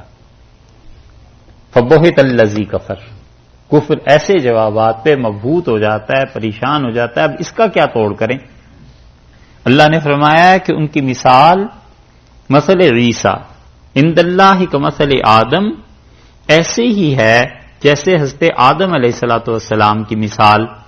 دو تفسیریں اس کی گئی ہیں۔ ایک تفسیر تو یہ کی گئی ہے کہ وہ آدم کے ساتھ مشترک تھے عیسیٰ علیہ السلام بشریت میں، کہ جیسے بشر یہ تھے ویسے ہی بشر وہ تھے۔ تم یہ کہتے ہو کہ اگر اللہ تعالی نہیں ہے تو پھر بتاؤ کون تھا اس کا باپ؟ تو یہی بات وہاں دیکھ لو، یہ بھی بشر تھے وہ بھی بشر تھے۔ ایک تفسیر تو یہ کی گئی کہ بشریت میں دونوں مشترک تھے، اور ایک تفسیر یہ کی گئی کہ باپ کے نہ ہونے میں دونوں مشترک تھے۔ دو چیزیں الگ الگ ہو گئی نا، کہ بشریت کا اگر تم کہتے ہو تو جو چیزیں حضرت آدم علیہ السلام کو پیش آتی رہیں وہی ان کے ساتھ بھی ہوئی، کھانا پینا اور دیگر ضروریات زندگی، یہی چیز وہاں بھی تھی وہی چیز یہاں بھی تھی۔ اور دوسری صورت اس کی اللہ تعالی نے فرمایا کہ بن باپ کے ہونے کی تو دونوں چیزیں، بلکہ وہ تو زیادہ بڑھے ہوئے ہیں۔ خلقہ، اللہ نے انہیں پیدا کیا، اللہ نے انہیں بنایا، من تراب، مٹی سے، حضرت آدم علیہ السلام کو، ثم اس کے بعد قالا، کہا اللہ نے، لہو اس کے لیے، کس کے لیے؟ ثم قال لہو، پھر اللہ نے کہا اس کے لیے، آدم علیہ السلام کے لیے، کن، ہو جا، فیکون، تو وہ ہو گئے۔ یعنی اللہ نے محض ارادہ فرمایا کہ مٹی سے آدم علیہ السلام ہو جائیں، وہ ہو گئے۔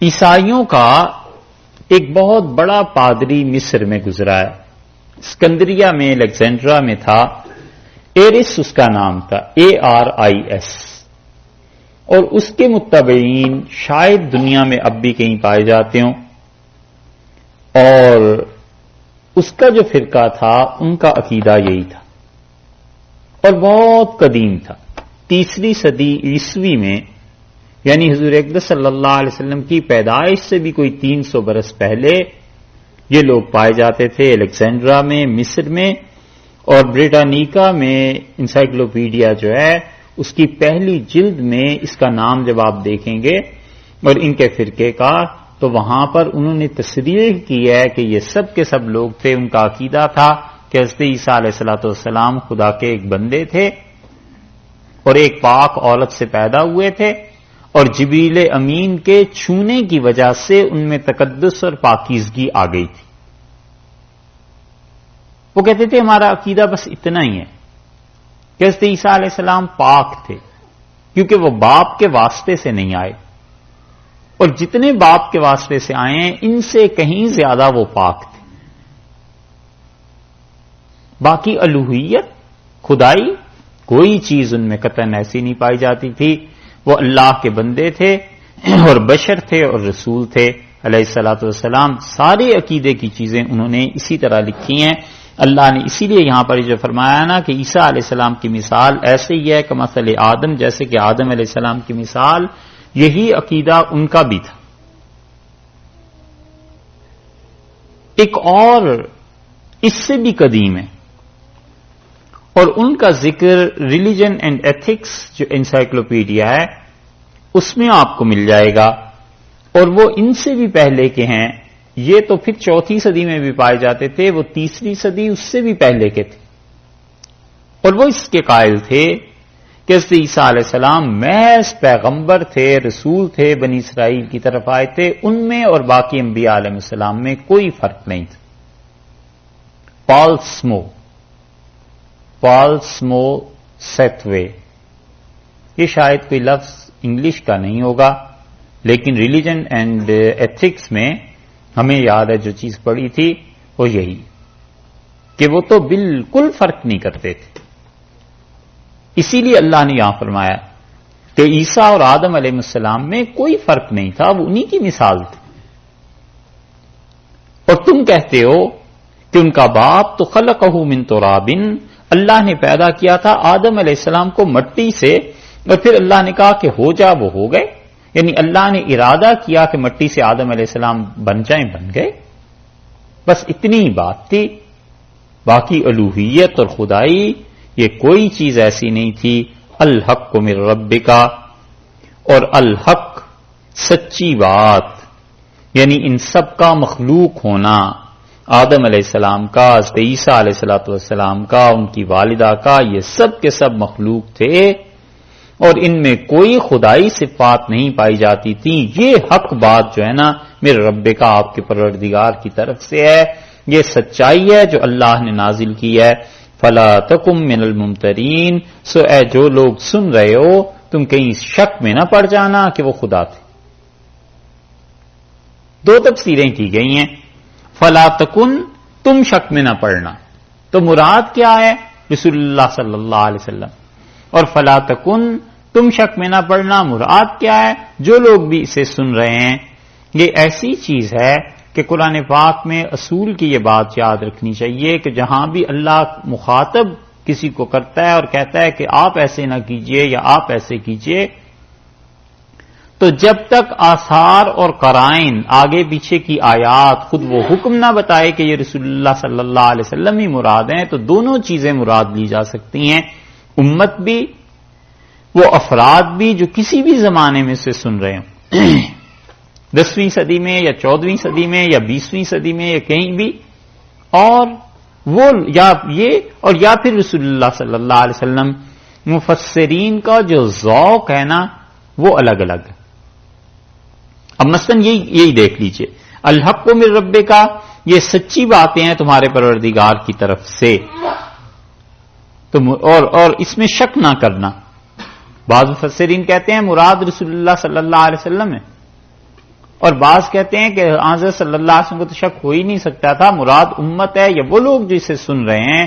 ان کو کہا ہے کہ یہ سچائی کی چیزیں ہیں جو اللہ بیان کر رہا ہے، اللہ تمہیں بتا رہا ہے، اور یہ آئی کہاں سے ہیں؟ یہ اللہ کی طرف سے آئی ہیں، اور ہرگز ان میں کوئی شک نہ کرنا. بالکل ایک لفظ، ایک بات ایسی نہیں ہے جو شک و شبہ کی ہو. خدا نے قطعی اور حتمی وحی کے ذریعے یہ باتیں تمہیں بتائیں. اب جب ان کے شبہات کا جواب ہوا تو اب آئی ہے بات وہ جو عروج پر پہنچ گئی، اور اللہ نے فرمایا فمن حاجک فیہ، اور جو بھی اب آپ سے بحث کرتے ہیں، یعنی رسول اللہ صلی اللہ علیہ وسلم مراد ہیں کہ آپ سے اب جو بھی حجتیں نکالتا ہے، اس میں جو بھی بحث کرتا ہے، اس بحث کی بنیاد کیا ہے؟ اندازے، تاریخ کی روایات، اپنی گھڑی ہوئی باتیں. میکسیمم کوئی علم آ جائے گا تو کتنا آ جائے گا؟ ظن اور تخمین اور گمان اور قیاس اور اندازوں ہی کی بات ہے، اور کیا ہے؟ اگر ان میں سے کوئی اس وقت موجود ہوتا یا صحیح علم ان تک آیا ہوتا تو یہ کبھی بھی حضرت عیسیٰ علیہ الصلوۃ والسلام کی خدائی کے قائل نہ ہوتے. انہیں پتا چل جاتا کہ وہ بھی بشر تھے، انسان تھے، اور وہ بھی ضروریات زندگی میں ایسے ہی اللہ کے محتاج تھے جیسے ساری مخلوق ہوتی ہے. فمن حاجک، سو ان میں سے جو لوگ آپ سے بحث کریں، یہ وہ تھے جو نجران سے آئے ہوئے تھے. اور صورتحال ایسی ہو گئی تھی کہ 8 ہجری کے بعد جو مکہ فتح ہوا ہے تو رسول اللہ صلی اللہ علیہ وسلم نے قرب و جوار کے علاقوں کو حکومت کے تحت لانے کے لیے اقدامات کیے ہیں تاکہ اسلام کا یہ پیغام پھیلے اور جو ظلم ہے حکومت کے ذریعے اس کا خاتمہ ہو اور انسان اللہ تک پہنچے. تو آپ نے ان نجران کے عیسائیوں کو بھی کہا اور نجران یمن والوں کو پیغام بھجوایا کہ اب تم اسلام قبول کر لو یا پھر ہمارے ساتھ لڑ لو. اور یا تیسری صورت یہ ہے کہ تم ٹیکس دینا، جزیہ دینا ہمارے لیے قبول کرو، اس کے بعد مذہب تمہارا اپنا ہے، امن سے رہو، اور ہم تم سے جو فوجی خدمات نہیں لیں گے اس کے عوض میں تمہاری حفاظت جو ہم کر رہے ہیں اس پہ ٹیکس لیں گے. یہ حضرت صلی اللہ علیہ وسلم کی شرائط تھیں اور انہوں نے ان شرائط کو ماننے یا کوئی جواب دینے کی بجائے یہ سوچ لیا کہ چلتے ہیں اور جا کر بحث کرتے ہیں اور انہیں اپنے دین کی دعوت دیتے ہیں. یہ لوگ آئے حضرت صلی اللہ علیہ وسلم کے پاس مدینہ منورہ میں اور مسجد نبوی میں ٹھہرے، اور اللہ نے یہ جو 80 آیات تھیں اس سورت کی ابتدائی، یہ انہی کے رد میں نازل فرمائیں. اور یہاں پہنچ کے یہ پیک پہ بات آ گئی کہ اتنے واضح دلائل سننے کے باوجود یہ سمجھتے ہیں کہ عیسائیت سچی ہے اور اللہ کے ساتھ شرک کا کوئی جواز ہے. اور یہ چیزیں فمن حاجک فیہ من بعد ما جاءک من العلم، تو جو لوگ بھی آپ سے بحث کریں فیہ، اس میں مراد اس سے کیا ہے؟ حضرت عیسیٰ علیہ الصلوۃ والسلام کے خدا ہونے کے معاملے میں، شرک میں، اللہ کی توحید میں، اللہ کی وحدانیت میں. فمن حاجک فی، جو ان میں سے آپ سے اب بحث کرتا ہے، من بعدی، اس کے بعد کہ ما جاءک من العلم، یہ علم آ گیا آپ کے پاس. اللہ نے یہاں وحی کو علم کہا کہ قطعی، یقینی اور حتمی بات اللہ نے بیان کر دی ہے کہ یہ یہودیوں نے چاہا تھا اور وہ اپنی جان کو خود نہیں بچا سکے اور یہودی انہیں پھانسی پہ چڑھا دیتے، ہم نے انہیں بچایا. تو جو اپنی جان تک نہیں بچا سکتے تھے، اپنی پیدائش تک میں محتاج تھے، وہ تمہارے حاجت روا بن گئے اور وہ تمہارے خدا بن گئے. یہ کیسی بات کرتے ہو؟ اور اس علم وحی کے بعد، قطعی علم کے بعد اب بھی کوئی اس گمان اور اندازے پہ آپ سے بحث کرتا ہے. فَقُلْ تَعَالَوْا نَدْعُ أَبْنَاءَنَا وَأَبْنَاءَكُمْ، اب ان سے صاف کہیے کہ بلاؤ پھر تم اپنے بیٹوں کو اور ہم اپنے بیٹوں کو بلا لیتے ہیں. ابنا سے کیا مراد ہے؟ رسول اللہ صلی اللہ علیہ وسلم کے تو بیٹے تھے نہیں، اور اللہ نے جمع کا صیغہ استعمال کیا ہے. اور یہ وہ دوسری بحث ہے جو میں نے آپ سے عرض کی تھی کہ عقیدے کے معاملے میں آئے گی، اور یہ اس میں ایک لفظ ایسا آ گیا ہے کہ جس پہ عقیدے کا دار و مدار ہے. اور حضرت صلی اللہ علیہ وسلم سے حکم ہے کہ آپ انہیں کہیے پھر بلاؤ اپنے بیٹوں کو. عیسائی تو بلا سکتے تھے جو بھی ان کے ساتھ تھے، اور ہم بھی بلاتے ہیں اپنے بیٹوں کو.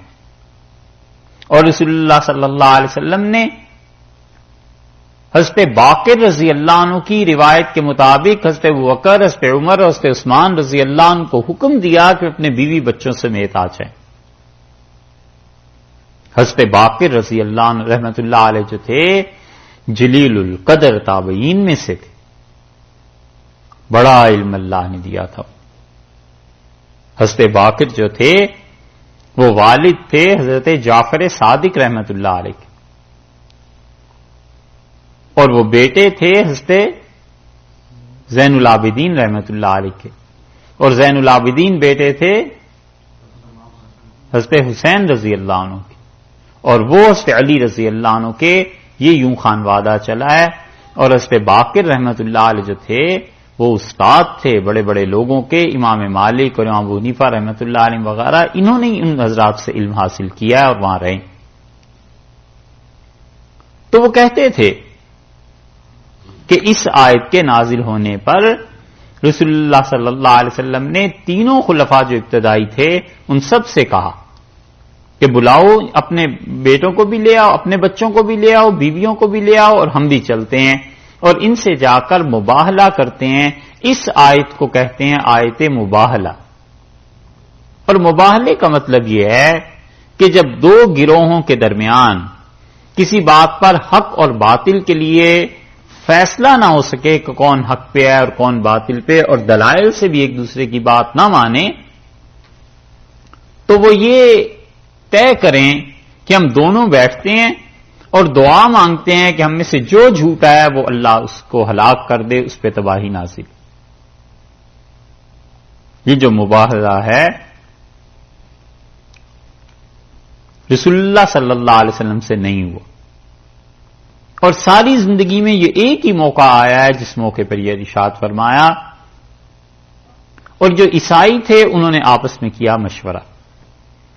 یہ پہلی بات یہاں کہی ہے کہ تعالوا ندعو ابناءنا وابناءکم، پھر آپ انہیں کہیے کہ اگر اب بھی اس علم وحی کے باوجود تم نہیں مانتے نا، پھر آؤ ایک اور کام کرتے ہیں، تم اپنے بیٹوں کو بلاؤ، ہم اپنے بیٹوں کو بلاتے ہیں، ونساءنا ونساءکم، تم اپنی عورتوں کو بلاؤ، ہم اپنی خواتین کو بلاتے ہیں، وانفسنا، اور ہم اپنی جانوں کو بھی لے کے آتے ہیں، وانفسکم، اور اس کے ساتھ ساتھ تم اپنی جانوں کو بھی لے کے آؤ، تم بھی حاضر ہو ہم بھی حاضر ہوں، تمہاری بھی عورتیں آئیں ہماری بھی، تمہارے بھی بچے آئیں ہمارے بھی، ثم نبتہل، اور پھر اس کے بعد ہم کیا کریں، گڑ گڑائیں۔ یہ نبتہل اس سے ہے مباہلے کا لفظ، فنجعل، اور ہم یہ کہیں کہ لعنت اللہ علی الکاذبین، اللہ کی لعنت، اللہ کی پھٹکار برسے ان پر جو جھوٹے۔ تو جھوٹوں پر اللہ کی پھٹکار برسنے کا مطلب یہ ہے کہ فیصلہ ہو جائے، اور رسول اللہ صلی اللہ علیہ وسلم نے فرمایا اگر یہ میرے مقابلے میں آ گئے تو جس وادی میں بیٹھیں گے نا جا کے، یہ ساری جہنم کی آگ سے بھر جائے گی، اتنی آسمان سے آگ نازل ہوگی۔ عیسائیوں تک جب یہ آیت پہنچی ہے تو انہوں نے اس کو سنا، اور دو بھائی تھے، ایک تو تھا ایسا جس کے پاس حکومت تھی، اور دوسرا ایسا تھا جو چرچ میں بڑا پادری تھا۔ اس نے بھائی سے کہا کہ مباہلہ کرتے ہیں، کیونکہ وہ حکمران تھا، اسے تو اتنا علم نہیں تھا۔ تو یہ جو چھوٹا تھا دوسرا، جس کے پاس سارے کلیسا کے سارے اختیارات تھے، اس نے کہا نہ کرو۔ نبی جب سچا ہوتا ہے، اور اس کے مقابلے میں تم دیکھو ہمارے نبی حضرت عیسیٰ علیہ الصلوۃ والسلام سچے تھے، اور یہودیوں نے انہیں تنگ کیا تھا، یہ چیزیں ہوئی تھیں، اللہ نے انہیں اٹھا لیا اور یہودی ذلیل ہو گئے۔ اور اگر اس آدمی سے تم مباہلہ کرو گے تو یہ سچے نبی ہیں، ہم ذلیل ہو جائیں گے ہمیشہ کے لیے، اور بالکل نہ کرو، خدا کا عذاب آ جائے گا۔ اس نے کہا بھائی اگر یہ سچے ہیں پھر ہم نے مان کیوں نہ لیں؟ اس نے کہا اگر تم اس بات پہ تیار ہو کہ انہیں مان جاؤ تو تمہاری حکومت چلی جائے گی، اور مجھے بھی کوئی نہیں پوچھے گا، مجھ سے کلیسا کو چھین لیں گے باقی لوگ۔ اگر اس قیمت کو پے کر سکتے ہو تو تم بھی کرو، میں بھی کرتا ہوں۔ بس اس پہ وہ پھر گئے۔ انہوں نے کہا یہ عہدے جو ہیں کسی طرح یہ ہاتھ سے نہ نکل جائیں۔ یہ ہے اس کی شارٹ سٹوری، جتنی بھی چیزیں تھیں۔ اور عجیب بات یہ ہے کہ جو ولیم میور ہے نا، جس کا تذکرہ کل بھی کیا تھا، صوبہ جات متحدہ کا انگریزوں کی طرف سے جو گورنر رہا تھا، اس نے جو لائف آف محمد لکھی ہے حضور اقدس صلی اللہ علیہ وسلم کی سوانح، اور اس کا رد لکھنے کے لیے لندن گئے تھے سر سید، اس نے صاف لکھا ہے کہ عیسائی رسول اللہ صلی اللہ علیہ وسلم کے مقابلے میں اس معاملے میں پٹ گئے تھے، ہار گئے تھے، کیونکہ حضور اقدس صلی اللہ علیہ وسلم پر صحیح علم آیا تھا اللہ کی جانب سے، اور ان لوگوں کے پاس سوائے اپنی جھوٹی باتوں کے اور کچھ نہیں تھا۔ عیسائی بھی اسی کے قائل بہت سے۔ اس ولیم کا تو نام اس لیے لیا ہے کہ بالکل قریب کے دور کی شخصیت ہے، اور کتاب اس کی اب بھی کہیں کہیں مل جاتی ہے، یہ ہے آیت مباہلہ۔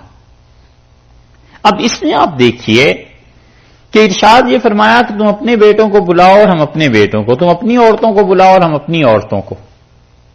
تو رسول اللہ صلی اللہ علیہ وسلم کی جو عورتیں تھیں امہات المومنین تھیں، رسول اللہ صلی اللہ علیہ وسلم کی بیویاں تھیں۔ وَأَنفُسَنَا وَأَنفُسَكُمْ، اور تم اپنی جانوں کو بلاؤ اور ہم اپنی جان کو۔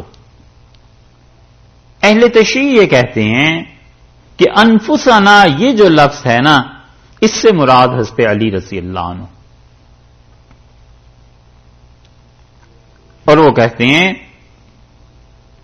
کہ حضرت علی رضی اللہ عنہ اور رسول اللہ صلی اللہ علیہ وسلم ایک ہی تھے، اس لیے اللہ نے فرمایا کہ ہم اپنی جانوں کو ہم خود آئیں گے، اپنی جانوں کو حاضر کریں گے، تو علی رضی اللہ عنہ جان تھے۔ یہ تو ہے آدھا مسئلہ، اور اس کے بعد مزید آدھا مسئلہ یہ ہے کہ وہ کہتے ہیں کہ اسی وجہ سے ہم سمجھتے ہیں کہ خلافت حضرت علی رضی اللہ عنہ کا حق بنتی تھی اور ان تینوں نے مل کے چھین لی تھی، اور اسی وجہ سے وہ ہر جگہ یہ گاتے پھرتے ہیں کہ وہ خلیفتہ بلا فصل، وہ خلیفتہ بلا فصل، اور رسول اللہ صلی اللہ علیہ وسلم کے اصل خلیفہ علی رضی اللہ عنہ تھے بلا فصل، بغیر کسی وقفے کے، یعنی یہ جو ڈیوریشن آ گیا تھا 36 برس کا درمیان میں، کہ حضرت عثمان رضی اللہ عنہ کی شہادت کے بعد علی رضی اللہ عنہ خلیفہ بنے، یہ 36 برس ظلم کے تھے، بغیر کسی 36 برس کے وقفے کے علی رضی اللہ عنہ اصل میں پہلے